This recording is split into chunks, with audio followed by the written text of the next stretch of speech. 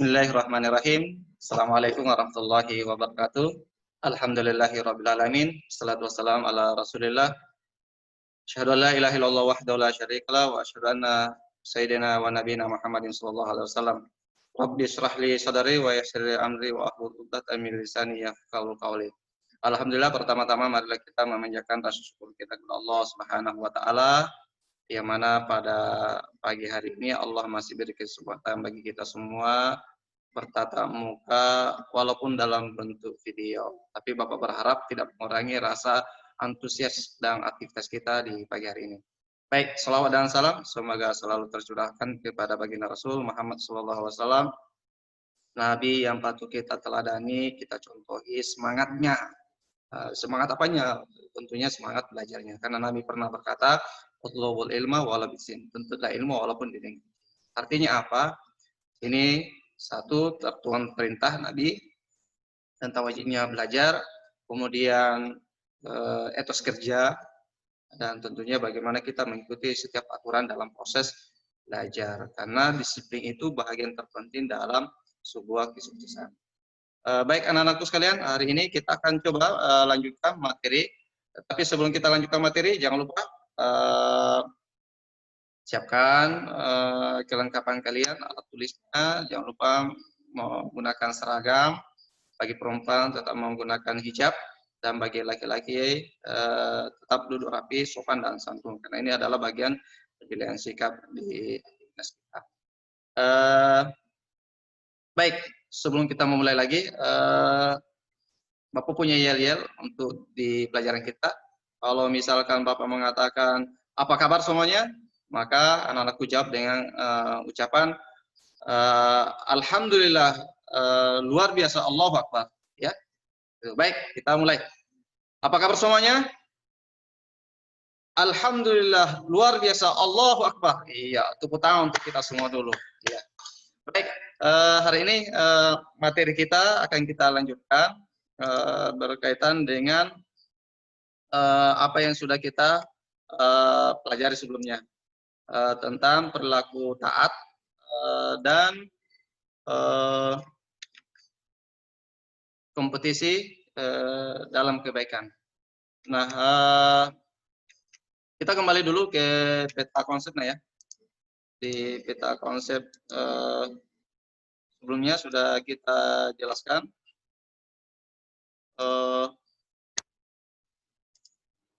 Nah ini, ada 3 komponen yang akan kita pelajari, taat pada aturan, kompetisi dalam kebaikan, dan etos kerja. Nah hari ini inilah yang akan kita analisis bersama, sehingga pada akhirnya materi kita itu bisa dicerna oleh anak-anakku, bagaimana terbiasa dalam berperilaku taat pada aturan, senantiasa berkompetisi dalam kebaikan, dan memiliki etos kerja yang tinggi. Nah ini poin yang pertama kita jelaskan kemarin, dan hari ini kita masuk pada analisis dan membaca surah. Yang terakhir tentunya akan menjadi penugasan adalah anak-anak akan membaca sekaligus menghafalkan Quran, surah yang berkaitan dengan taat pada aturan, kompetisi dalam kebaikan, dan etos kerja.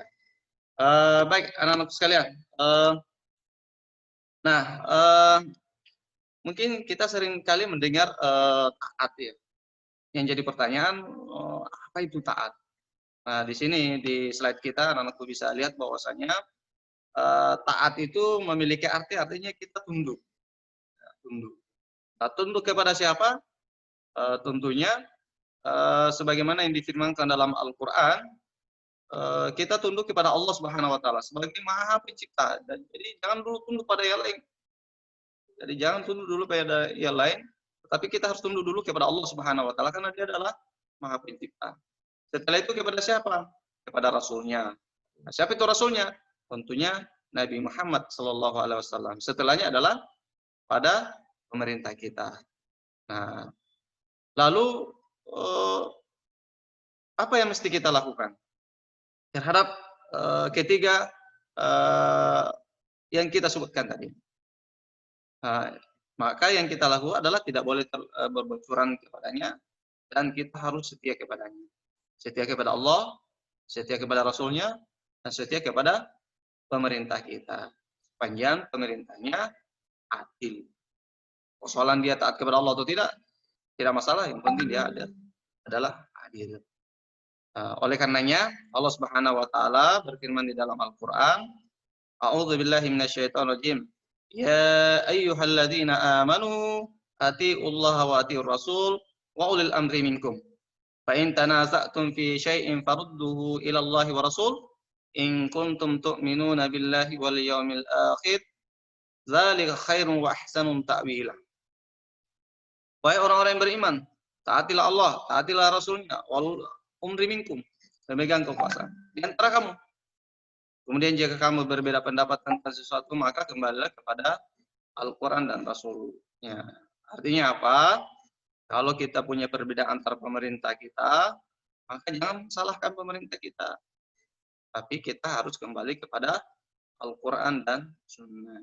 Jika kamu beriman kepada Allah dan hari kemudian, yang demikian itu lebih utama bagimu dan lebih baik akibatnya. Jadi jangan suka mencela pemerintah kita. Tapi bagaimana kita tetap taat pada aturan. Utamanya aturan-aturan yang berlaku di sekeliling kita. Misalkan di sekolah, ketika ada aturan, taati. Di rumah kita, ketika ada aturan, ditaati. Karena ini adalah cerminan dasar perilaku kita di luar sana. Nah, seperti itu. Kemudian yang berikutnya, di sini ada penerapan hukum tajwid. Nah, nanti anak-anakku ketika baca surah An-Nisa, maka dibaca sesuai dengan kaidah tajwid. Contoh di sini ada kata ya ayyuhalladzina, maka di sini dibaca mad jaiz munfasil. Artinya munfasil ini dua kata yang terpisah, maka harus dibaca 4 harokat. Contoh, ya ayyuhalladzina, ya ayyuhalladzina. Kemudian ada namanya mak badal. Mak badal itu di sini sudah jelas bahwasanya huruf alif bertanda baca fathah berdiri, maka dibaca bisa dibaca 3-4. Amanu, amanu. Nah, anakku bisa ikut ya. Kemudian tahfim, artinya di sini harus dibaca tebal. Di sini ada lam jalalah atau huruf Allah yang didahului oleh dhammah, maka harus dibaca tebal. Atiullah, atiullah. Jangan dibaca tipis. Atiullah, kurang tepat. Benar tapi kurang tepat. Ya.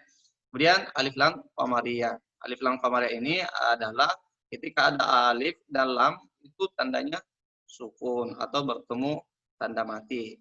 Maka harus jelas bunyinya. Wa ulil amri, wa ulil amri. Yang dibaca wa uli amri. Ya, bukan wa uli amri tapi wa ulil amri. Kemudian ikhfa. Ikhfa. Apa itu ikhfa? Ikhfa itu dibaca samar. Kapan dibacanya? Ketika ada nun sukun bertemu huruf ta. Nah, di sini ada nun mati ketemu ta. Fa in tanaza'tum, fa in tanaza'tum. Nah, kurang lebih seperti itu anak-anak sekalian. Baik, kemudian kita lanjutkan pada asbabun nusul pada surah An-Nisa ayat 59. Nah, jadi ayat ini berkaitan tentang ketika Rasulullah Shallallahu Alaihi Wasallam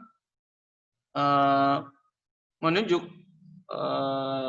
dua pemimpin, sebagaimana yang disampaikan oleh Ibnu Abbas, bahwasanya ini berkenaan dengan Abdullah bin Husaifah bin Qais As-Sami ketika Rasulullah SAW mengangkat menjadi pemimpin dalam Syria.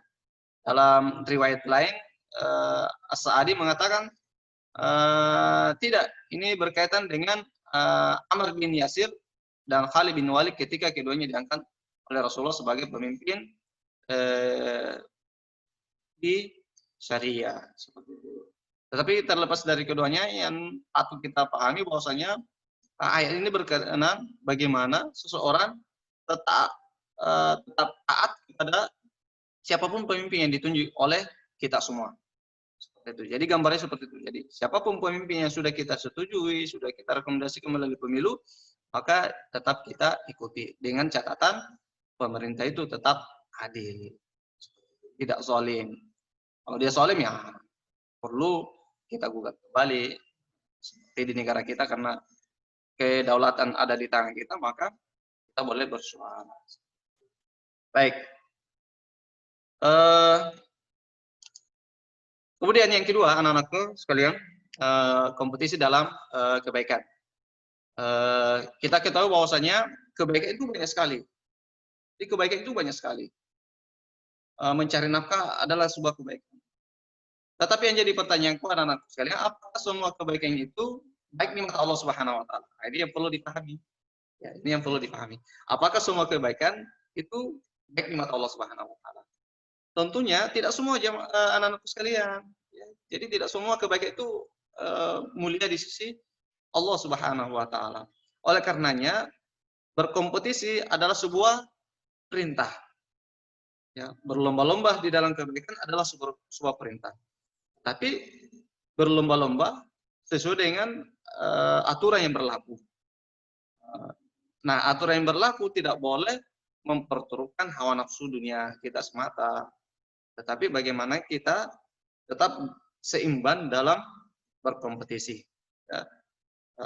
Kenapa? Karena kalau kita tidak seimbang, nah ini yang kadang-kadang menjadi sebuah kesalahan. Kita mencari rezeki misalkan. Atau misalkan anak-anakku sekolah.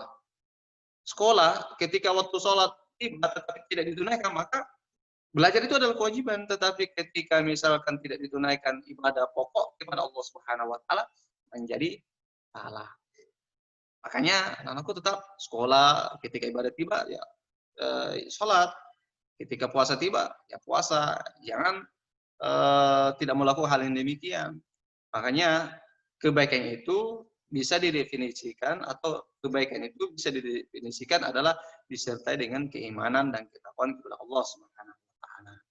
Karena tidak semua kebaikan itu bernilai pahala di sisi Allah Subhanahu wa taala. Jadi itu ya. Jadi hidup adalah kompetisi. Tetapi kompetisi adalah kompetisi yang baik. Bagaimana cara berkompetisi yang baik? Maka berkompetisi yang didasari dengan keimanan dan ketakwaan hanya kepada Allah Subhanahu wa taala. Artinya apa? Kita lakukan hal-hal yang baik yang disenangi oleh Allah dan menjauhi hal-hal yang tidak disenangi oleh Allah Subhanahu wa taala. Lalu firman-Nya di mana? Nih.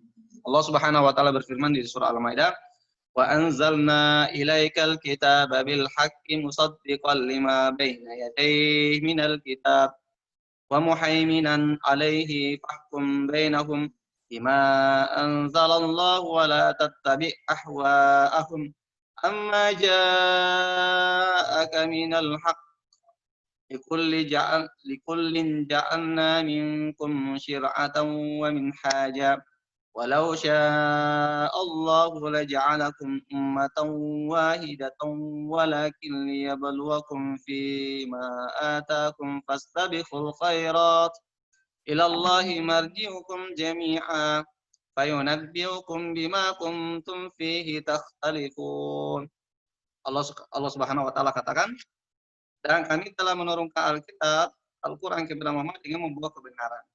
Kebenaran apa? Yang membenarkan kitab-kitab yang diturunkan sebelumnya dan menjaga maka untuk segala perkara mereka menurut apa yang diturunkan oleh Allah. Dan janganlah kamu mengikuti keinginan mereka dengan meninggalkan kebenaran yang telah datang kepadamu. Untuk setiap umat di antara kamu, kami berikan aturan dan jalan yang terang. Kalau Allah Subhanahu wa taala menghendaki ini saya kamu dijadikannya umat yang satu saja, tetapi Allah Subhanahu wa taala hendak menguji kamu terhadap karunia yang telah dikaruniakan kepadamu, maka berlomba-lombalah dalam berbuat kebajikan. Hanya kepada Allah Subhanahu wa taala kamu semua kembali dan diberitahukannya kepadamu terhadap apa yang dahulu kami perselisihkan. Nah, di ayat ini menggambarkan bahwasanya hidup itu adalah ujian. Karena hidup adalah ujian, anak-anak sekalian, Allah menginginkan kita untuk senantiasa berlomba-lomba di dalam kebajikan. Walaupun sandingan dari kebajikan itu adalah keburukan. Oleh karenanya, Allah memperhadapkan kita bagaimana kita punya kehendak untuk memilih. Ya, Mau jalan yang baik atau jalan yang buruk. Terserah. Ya, terserah. Tapi ingat, tempat kembali kita hanya kepada Allah Subhanahu wa Ta'ala. Maka kita tentunya harus memilih pada hal-hal yang baik saja. Kemudian, ini ada juga tata cara membaca yang baik seperti pada surah sebelumnya. Pertama ada kata li kulli ja'alna, ini salah ya, bukan li kullin ja'alna. Di sini ikhfa,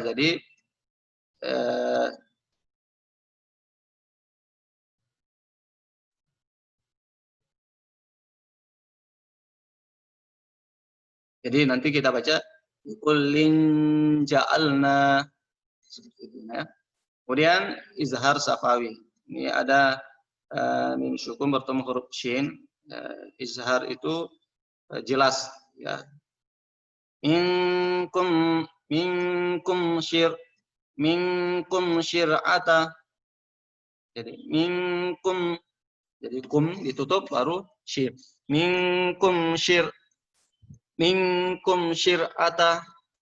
Kemudian mat iwat.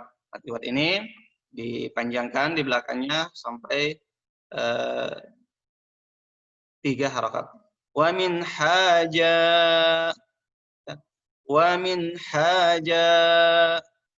Jangan dibaca wa min haja, tapi wa min haja lebih panjang sedikit daripada mat asli.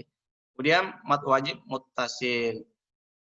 Di sini mat wajib muttasil artinya dia satu suku kata kemudian dilanjutkan. Jadi dibaca 5 sampai 6 harakat. Bagaimana cara bunyinya? Walau sya'allah. Walau sya'allah.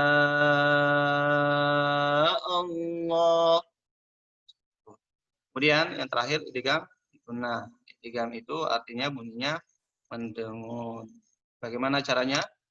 Ummatan wahidah.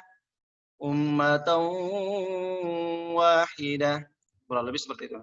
Nanti anak-anakku bisa praktek sendiri di rumah masing-masing ya. Baik, yang ketiga atau yang terakhir untuk hari ini adalah etos kerja.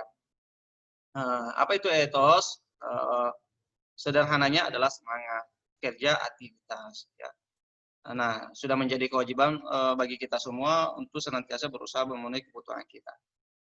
Baik kepentingan pribadi, kepentingan keluarga, ya, kepentingan umum. Maka sudah menjadi kewajiban bagi kita untuk senantiasa berusaha. Nah, dan seorang muslim itu haruslah menyeimbangkan antara kepentingan dunia dan akhirat. Nah, jangan hanya berorientasi pada kehidupan akhirat saja atau berorientasi pada dunia saja, tetapi harus seimbang seperti yang Bapak katakan tadi. Nah, oleh karenanya, disinilah dibutuhkan seorang muslim bagaimana kita punya semangat kerja, ya. Dan tentunya semangat kerja ini harus sesuai dengan profesinya kita, ya, profesinya kita, kemampuan kita, keahlian kita. Jangan kita bekerja yang bukan pada keahliannya, pada profesi kita, pada potensi kita. Kenapa? Karena kalau bukan potensi kita, bukan ahlinya kita, bukan profesinya kita, ujung-ujungnya akan salah. Contoh, seorang petani menjadi dai.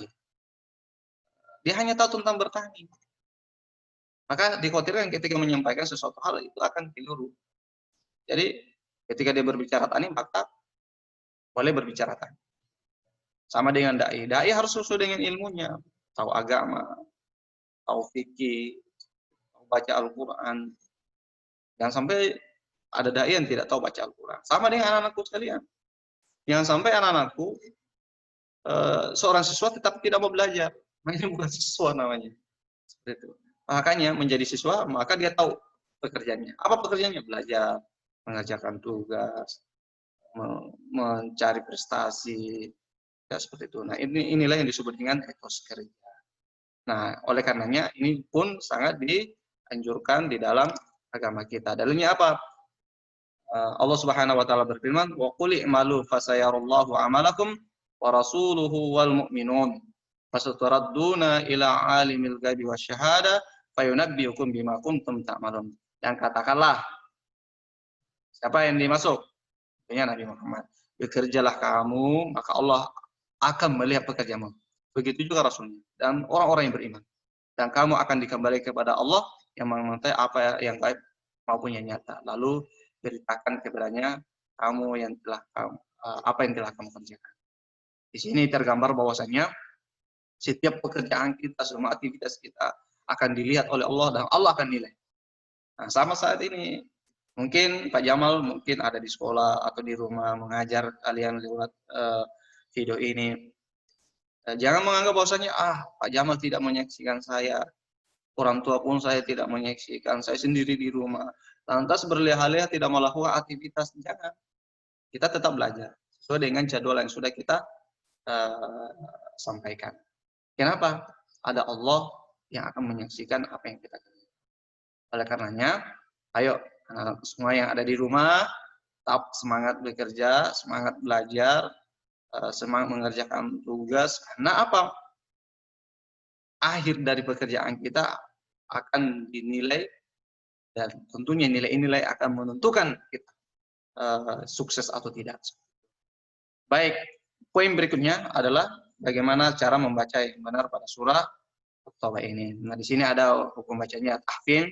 Tadi sudah dijelaskan sebelumnya pada surah yang kedua, tahfim itu adanya huruf lafzu jalalah yang diawali dengan tanda fathah atau dhamma. Kalau tadi dhamma ini fathah, maka itu harus dibaca tebal. Bagaimana bunyinya? Fasayarallah. Ya, fasayarallah. Jangan dibaca tipis, fasayarallah. Tapi dibacanya fasayarallah. Kemudian alif lam qamariyah. Alif lam qamariyah tadi pun sudah disebutkan ada alif, ada tanda sukun, ada tanda mati bertemu lam. Maka alif lamnya harus jelas. Wal mu'minun. Ya. Wal mu'minun. Seperti itu. Kemudian alif lam syamsiyah. Nah, alif lam syamsiyah ini ada alif, ada lam, tetapi tidak ada tanda sukunnya. Maka alif lamnya ini tidak dibaca. Tetapi yang dibaca adalah ayat huruf berikutnya. Contoh, wasyahada. Wasyahada. Tidak boleh dibaca wal sahada.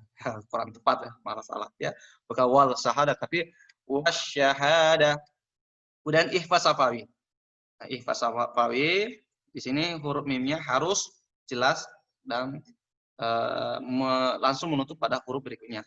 Bunyinya fayunabbiukum bi.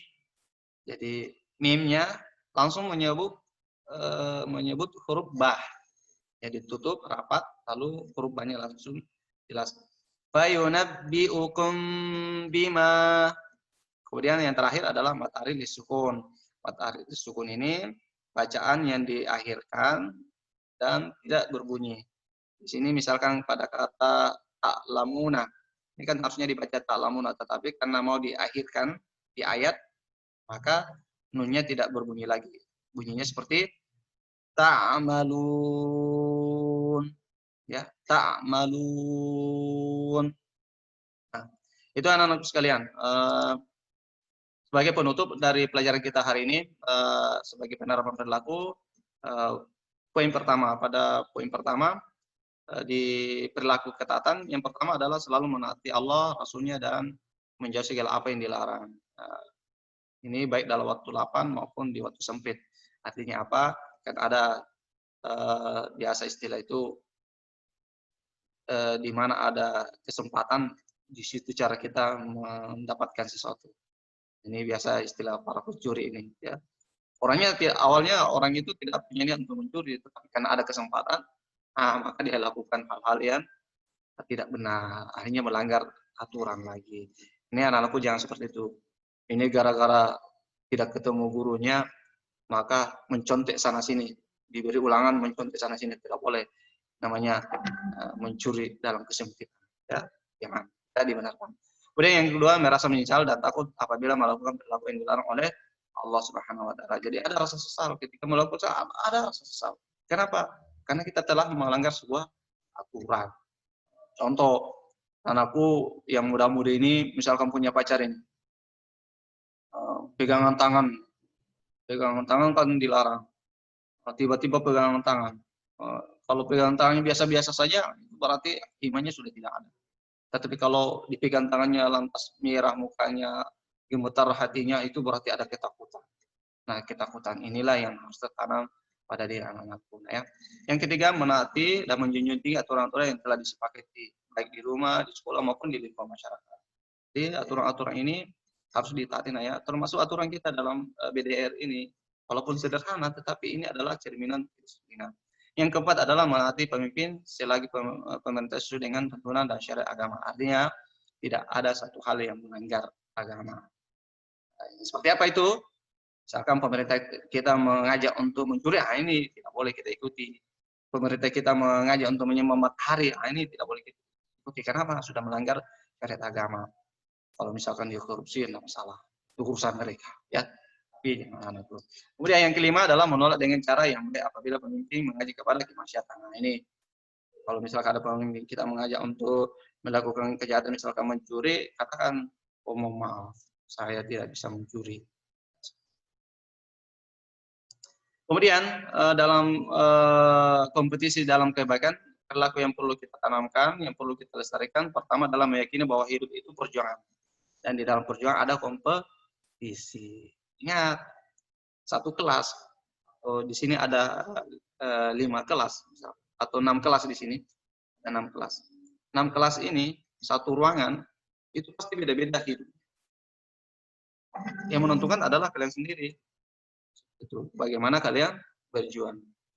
Mungkin kalian punya cita-cita yang sama, jadi tentara, jadi polisi nantinya, jadi guru nantinya. Tetapi kalau tidak dibarengi dengan kompetisi yang ada, maka tidak semua bisa terwujud. Oleh karena itu, kita harus berjuang. Ya. Yang kedua, berkolaborasi dalam melakukan kompetisi agar pekerjaan menjadi ringan, mudah, dan sehingga maksimal. Artinya ini, anak-anakku bisa ketika misalkan ada tugas yang sifatnya kelompok, maka kerjakan secara kelompok, jangan individual. Maka gotong royong ini sangat dimungkinkan untuk kita lestarikan kembali. Kenapa? Memudahkan pekerjaan. Misalkan di kampung-kampung itu biasa kita dapat ya orang tua kita ketika bangun rumah gotong royong seperti itu. Hari ini mulai pudar, maka anak-anakku harus mengingatkan dan melestarikan kembali. Yang ketiga adalah dalam berkolaborasi semuanya diniatkan ibadah semata-mata mengharap ridha Allah. Jangan dapat imbalan. Kalau hanya mendapat imbalan, imbal itu sebentar saja. Dinikmati sebentar saja. Maka anak-anakku harus niatnya ibadah. Sekolah, niatnya ibadah. Supaya apa yang menjadi cita-citanya bisa terwujud. Kemudian yang keempat adalah selalu melihat sesuatu dari sisi positif dan tidak memperbesar masalah perbedaan. Dan mencari titik persamaan. Sedikit-sedikit menyalahkan, sedikit-sedikit menyalahkan. Jangan. Ya.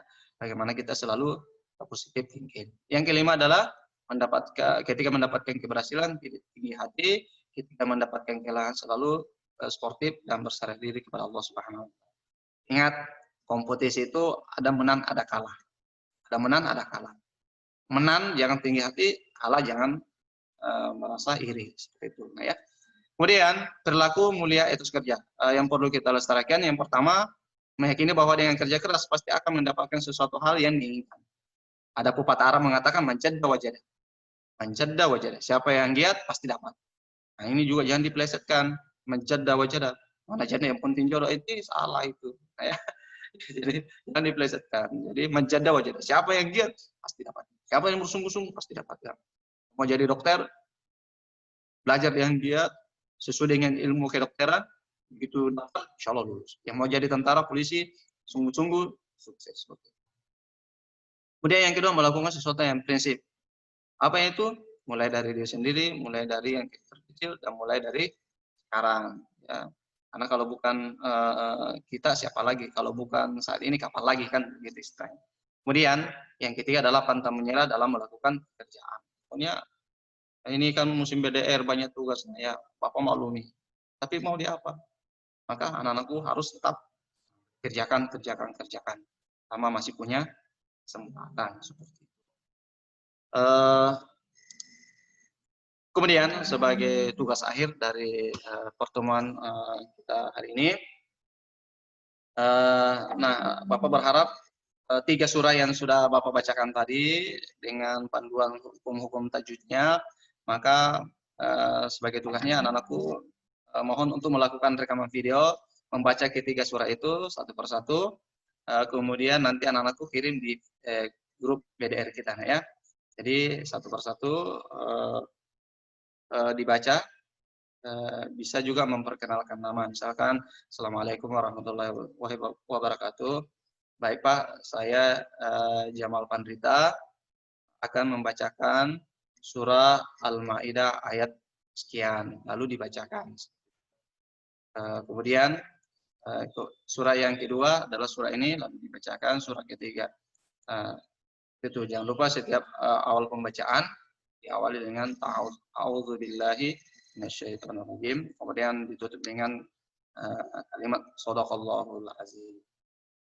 Baik anak-anakku sekalian, mungkin cukup sampai di sini materi kita di pertemuan ketiga ini. Mudah-mudahan apa yang Bapak jelaskan hari ini bisa anak-anakku cerna, anak-anakku pahami, sehingga menghasilkan sebuah karakter baru kepada anak-anakku. Karakter apa itu? Yang pertama adalah senantiasa taat pada aturan. Yang kedua adalah senantiasa kompetisi yang baik. Dan yang terakhir adalah bagaimana menumbuhkan etos kerja, semangat kerja dalam kehidupan sehari-hari. Mudah-mudahan bermanfaat. Lebih kurangnya mohon dimaafkan. Jika ada yang kurang dipahami, anak-anakku boleh bertanya di room Citim BDR kita. Demikian, tetap semangat. Assalamualaikum warahmatullahi wabarakatuh.